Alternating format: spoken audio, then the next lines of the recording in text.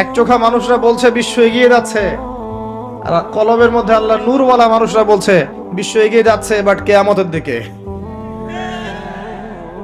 কি বুঝছেন? বিশ্ব এগিয়ে যাচ্ছে ঠিকই, বাট কিয়ামতের দিকে, তার শেষ সময়ের দিকে এগিয়ে যাচ্ছে আস্তে আস্তে, এবং এখন খুব দ্রুত এগিয়ে যাচ্ছে। এখন সময় আরো দ্রুত যাচ্ছে।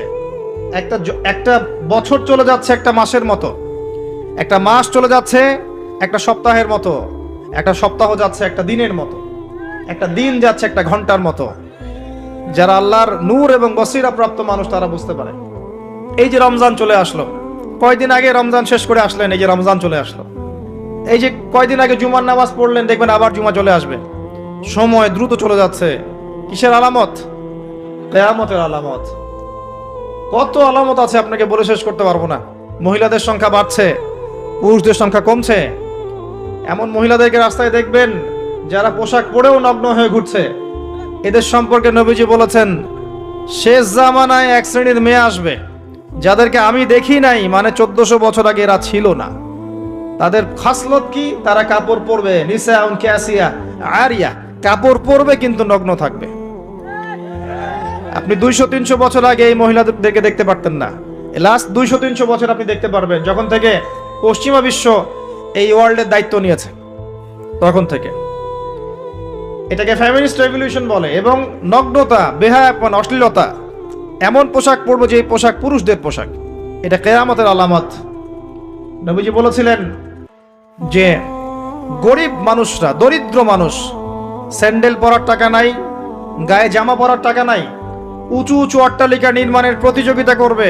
এটা আখিরুজ্জামান বা শেষ জামানের আলামত। দেখে নেন বিগত 200-300 বছর এগুলো ছিল কিনা। বিশাল বিশাল সাইন এগুলো প্রকাশ পাচ্ছে ডে বাই ডে। মানুষ সুদ খাবে, একজন ব্যক্তি সুদ থেকে দূরে থাকতে চাইবে, তার গায়েও সুদের ছিটাফোঁটা গিয়ে লাগবে। এটা সেই যুগ। আপনি পারবেন না বাঁচতে সুদ থেকে। দাড়ি টুপি নিয়েও খেতে হচ্ছে, কিচ্ছু করার নাই, কারণ সব সিস্টেমই সুদ ভিত্তিক। হয় খাচ্ছেন, না হলে দিচ্ছেন, না হলে সাক্ষী থাকছেন, না হলে লিখে রাখছেন, কিছু না কিছু করছেন। মানুষ মাদক খাবে, মাদককে হালাল মনে করে খাবে। মানুষ জেনা করবে, জেনাকে হালাল মনে করবে, হারাম মনে করবে না।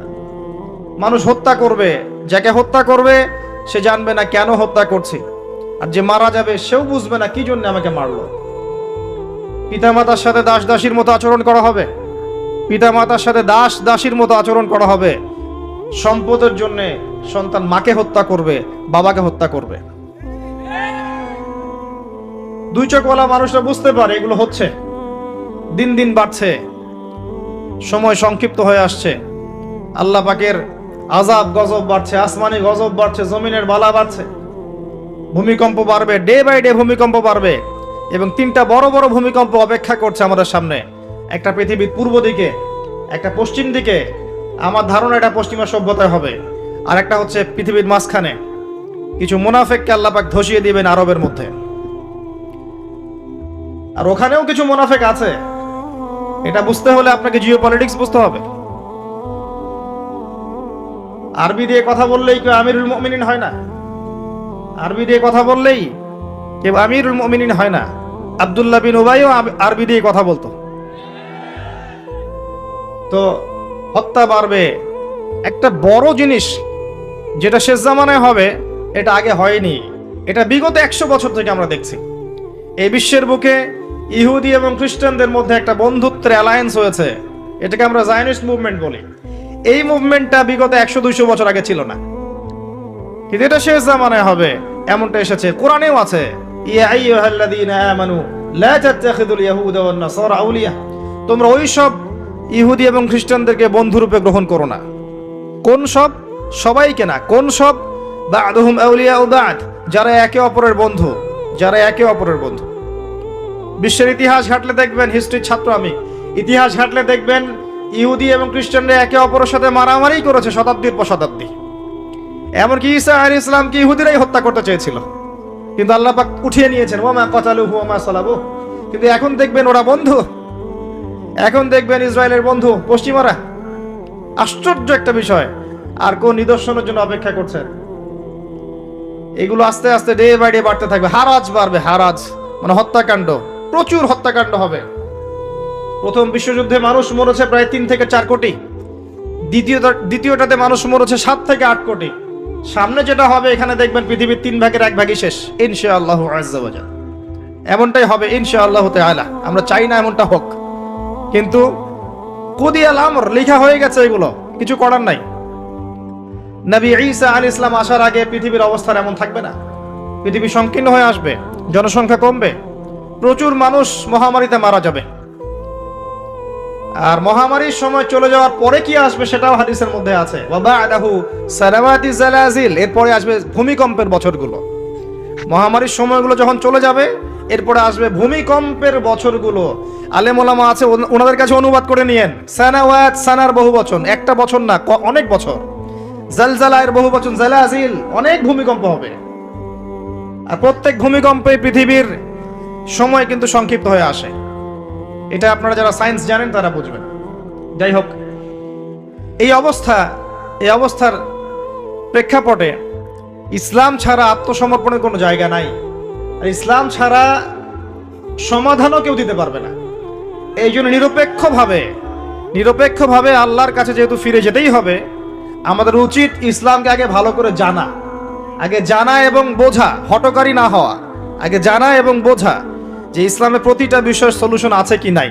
যদি আপনি দেখেন নিরপেক্ষভাবে হ্যাঁ আছে, তাহলে আর দেরি করবেন না, ইস্তেগফার করে আল্লাহর কাছে আত্মসমর্পণ করেন। আল্লাহ পাক আপনার বিগত জীবনের যত গুনাহ খাতা আছে সমস্ত গুনাহ আল্লাহ মাফ করে দিবেন ইনশাআল্লাহ তাআলা। আল্লাহ পাক তো এমনটা বলেছেন, ইল্লা মান তাবা ওয়া আমানা ওয়া আমিলা আমালান সালিহা ফাউলাইকা ইউবাদদিলুল্লাহু সাইয়্যাতিহিম হাসানাত। যারা তওবা করবে, ঈমান নিয়ে আসবে এবং আমলে সালেহ বেশি বেশি করতে থাকবে, আল্লাহ পাক তাদের গুনাহই শুধু মাফ করবেন না, বরং গুনাহগুলোকে নেকি দিয়ে পরিবর্তন করে দিবেন। বলেন সুবহানাল্লাহ। এই জায়গায় গিয়ে আবার পয়েন্টে চলে আস।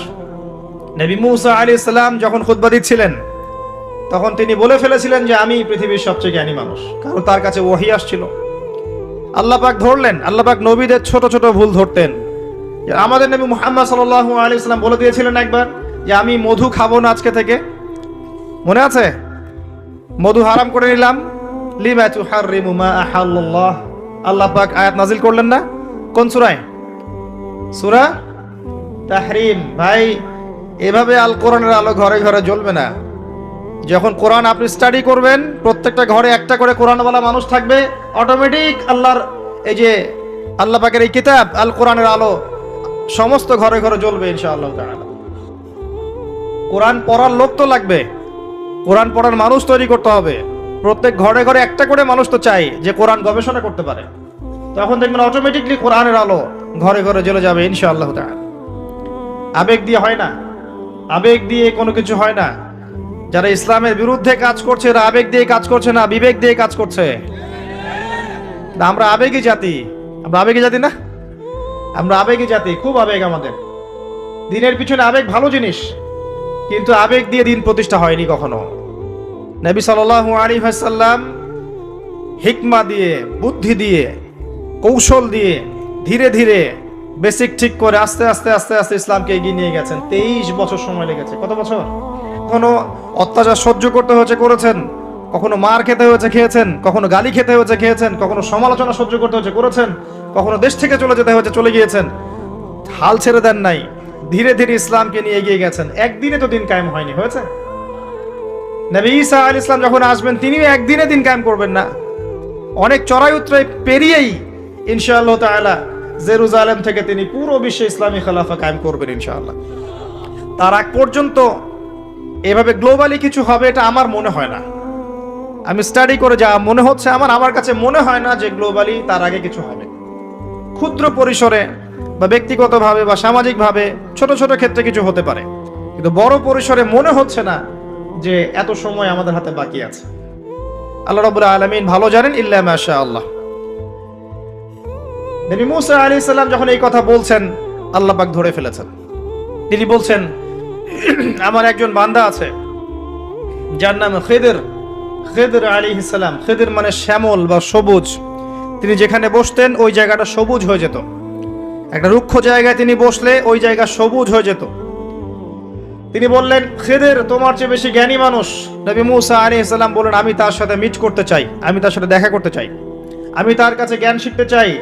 তিনি এগিয়ে গেলেন জ্ঞান শেখার পথে, একজন সাথীকে সঙ্গে নিলেন, তার নাম ইউশা বিন নুন।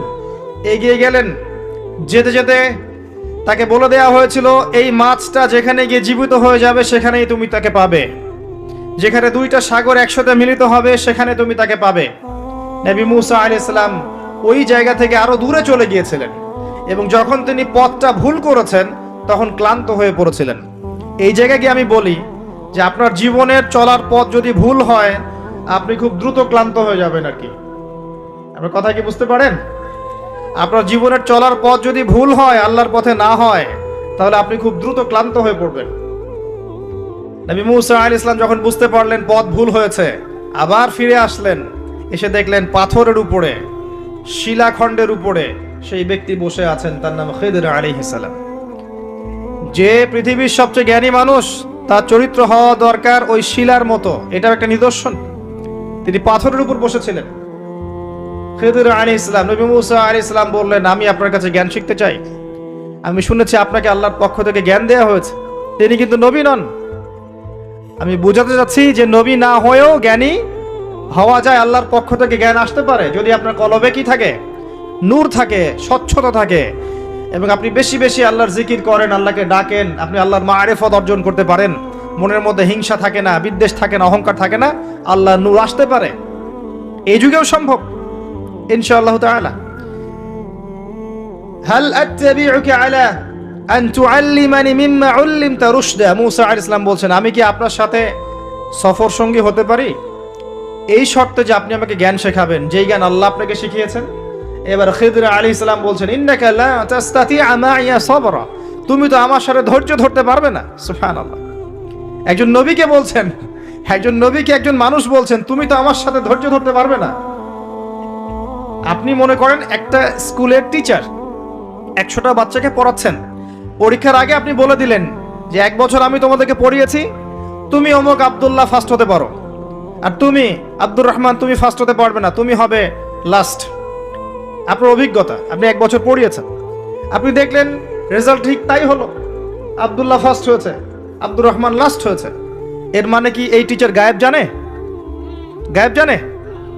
তার ইলম, তার প্রজ্ঞা, তার অভিজ্ঞতা। নবী মুসা আলাইহিস সালামকে বলছেন তিনি, খিদির আলাইহিস সালাম, ইন্নাকা লান তাস্তাতিআ মাইয়া সাবরা, তুমি আমার সাথে ধৈর্য ধরতে পারবে না। মানে গল্পের শেষে আপনি গিয়ে দেখবেন তিনি আসলেই ধৈর্য ধরতে পারেন নাই। তো মুসা আলাইহিস সালাম বলেন, ইনশাআল্লাহ আমি ধৈর্য ধরব, আমি ধৈর্য ধরব ইনশাআল্লাহ, এবং আমি আপনার কাজে কোনো বিঘ্ন সৃষ্টি করব না। আচ্ছা ঠিক আছে, চলো। গল্প অনেক বড়, আমি সংক্ষেপে বলছি। 3টা ঘটনা ঘটেছে।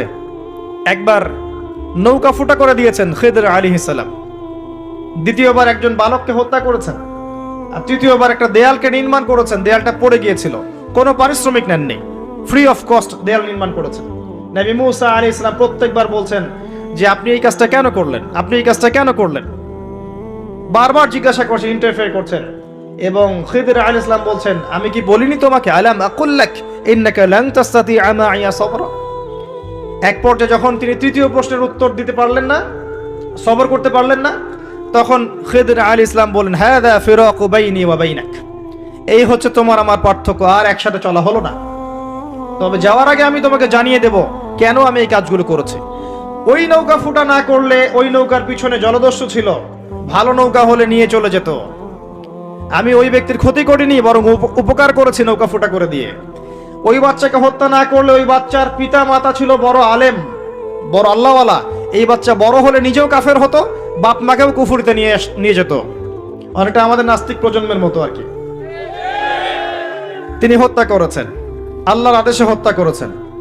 আর ওই যে দেয়াল নির্মাণ করেছি, এই দেয়ালের নিচে ছিল 2 জন এতিম বালকের রেখে যাওয়া পৈতৃক সম্পত্তি। তার বাবা মা রেখে গিয়েছিল সোনার কয়েন, রূপার কয়েন, এইগুলো মাটির নিচে ছিল। তারা বড় হয়ে যেন এটা পায়, অন্য কেউ সিজ করতে না পারে, এই জন্য আমি এখানে দেয়াল নির্মাণ করেছি, কোনো পারিশ্রমিক নেই নাই। বাই দ্য ওয়ে, সোনার কয়েন আর রূপার কয়েনের কথা কোরআনে আছে, দিনার আর দিরহামের কথা কোরআনে আছে, যদিও বিশ্ব ব্যবস্থায় নাই। বিশ্ব ব্যবস্থার IMF নামে একটা সংগঠন আছে, ইন্টারন্যাশনাল মনিটারি ফান্ড, তারা আইন করে সোনার কয়েন আর রূপার কয়েনকে হারাম করে দিয়েছে। আপনি কি সেটা